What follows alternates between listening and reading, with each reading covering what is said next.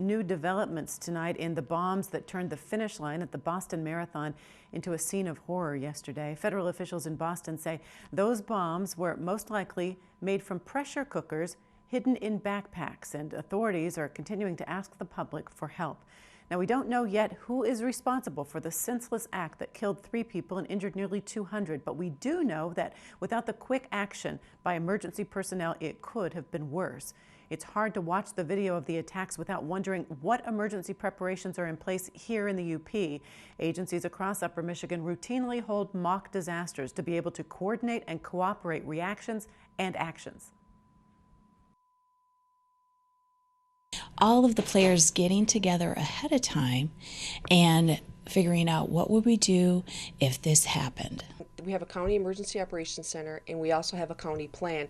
And in that plan, there are specific guidelines for a law enforcement representative, EMS representative, and the state and county officials to do when an incident happens. At the state level, for the state police, we can bring in people from surrounding posts, from our resources downstate, in a short period of time in a mobilization effort. A series of bomb threats across Marquette County in September, and then a fake threat that turned out to be a drug situation in October were some of those incidents. And in these, whether they pose a real or imagined threat, they serve as teachable moments for our emergency officials. And both in real life and simulated incidents, communication is vital. It is very important in incident planning to set up a family reunification center, to develop those lines of communication such as 800 numbers, websites to go to, locations to go to. And so that needs to be done from the incident management team at the forefront of an event.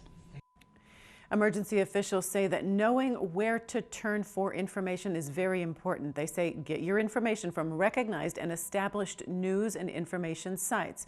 Don't always just trust social media. Local emergency response is important to practice and to understand for those who are called out and for those of us who need their help. You can tune in on Sunday to our news magazine program we call In Focus for more on how these professionals and those in education are preparing in case of a tragedy or emergency here in the UP.